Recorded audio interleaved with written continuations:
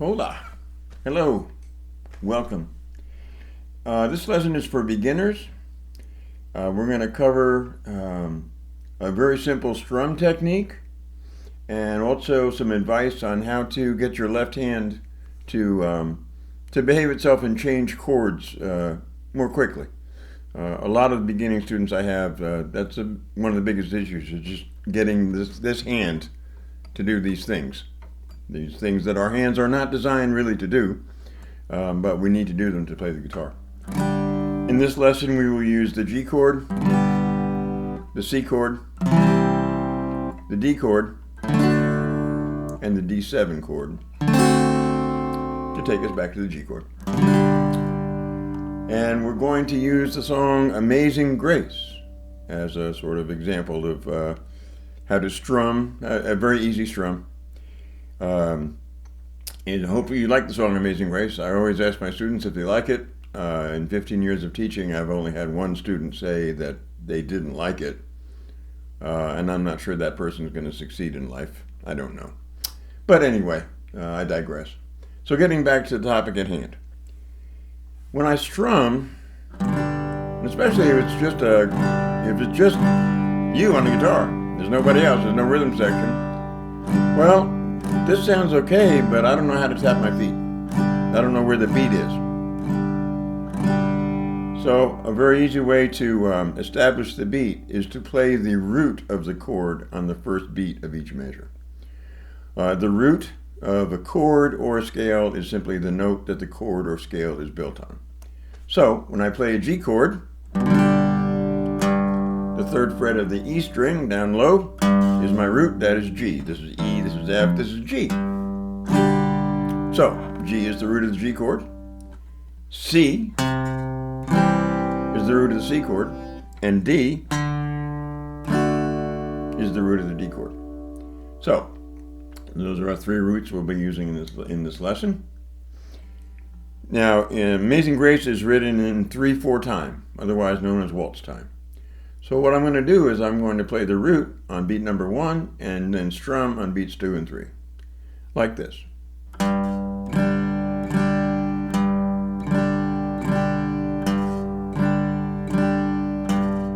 And now I know where to tap my feet. I know where the beat is. Like that. Now in the written lesson on the website, robhig.net, in case you didn't know, end of shameless plug. Anyway, on the website there's a chord chart for Amazing Grace in the key of G. On the first page of this lesson's about simple strumming and changing chords for beginners. Anyway, so in the key of G, this song is going to go like this. I'm going to play G for 2 measures, C for 1 measure, G for 1 measure. Now G for 2 more measures, D for 1 measure, and D7 for 1 measure, G for 2 measures, C for 1 measure, and G for 1 measure, G for 1 more measure, D7 for 1 measure, G for 2 measures. And then on and so forth for however many verses of Amazing Grace you would like to sing. And I encourage you to sing. Singing is wonderful. Anyway, so that's the basic premise right there. Again, if you're just strumming and you're by yourself, there's really no sense of rhythm. But if I just add that simple trick of the root on the first beat. Now, if I was playing in a different time, like 4/4 time, a much more common time in American music, I might play on a root or a chord tone, in other words, one of the notes in the chord, on beats 1 and 3. So let me show you that. 1,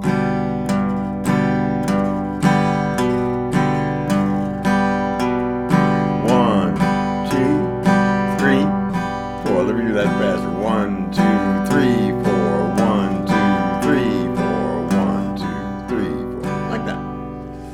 So, getting back to the next subject, which is trying to help you with being able to change chords. One thing that I've noticed in my years of teaching is that we always, for beginners, we tend to form our chords like this.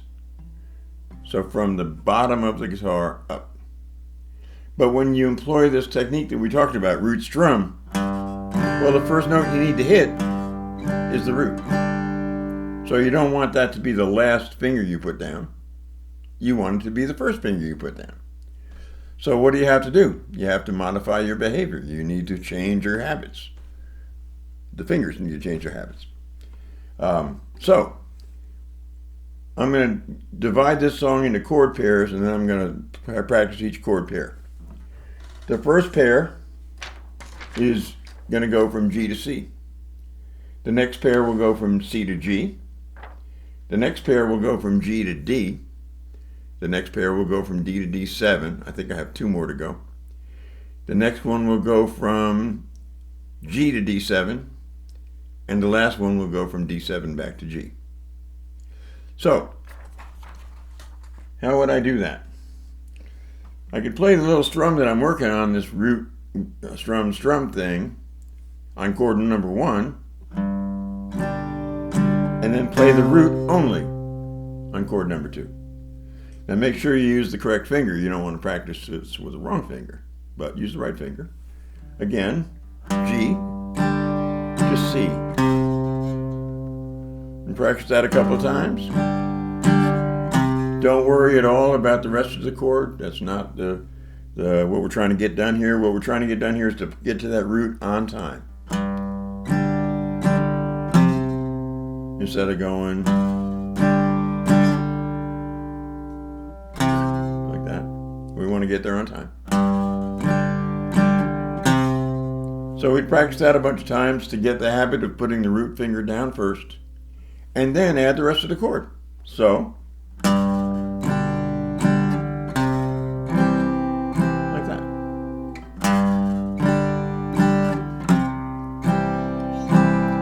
You might even use a metronome. You can see my lesson on metronomes if you like. You could use a metronome to set this up at a very slow tempo to give you enough time to make the chord changes. And then as you get good at those changes, go ahead and speed up the metronome. On and so forth. The next chord pairs would be C to G. And that is different from going G to C. So, or if I play the G chord the other way, again, you do that first. Practice root, strum, and root only. And then once you get that down, add the rest of the chord.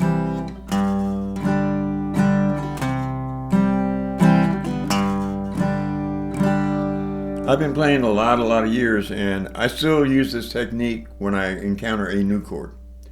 So if I encounter a chord that my fingers need to learn, and they haven't learned it yet, I will approach that chord from whatever chord is preceding it in the song. And that way I get the chord in my fingers. And by practicing that on its own, I can get up to speed a lot quicker. One thing you'll notice if you do this technique is some chord pairs will come easily to you through your fingers, and others won't. Others will be very hard. You know, I still struggle with a plain old C chord after however many years I've been doing this. I struggle to get that high E string to ring out. I still do. So, anyway, the ones that are easy for you, practice those pairs a few times. The ones that are hard, practice those at least twice as much. And then at some point, again, if you use that metronome, let's say your target is for Amazing Grace, probably somewhere around 75 beats per minute, something like that. You might start practicing it off at 60 beats per minute, and then work the speed up. So, root, strum. And then you can, as you get more experience, you can add little things to it. A little upstroke here and there. Whatever it takes. little bass lines, whatever you like to do.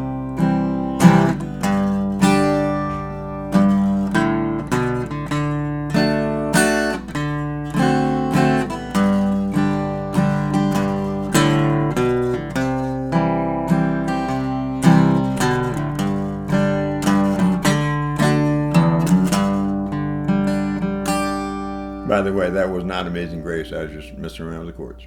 Anyway, I hope you find this lesson helpful. If you got any questions or comments, go ahead and leave them in the comment section, or just give me a holler if you know how to get a hold of me, and I'll be glad to help you any way I can. Thank you so much. Bye-bye now.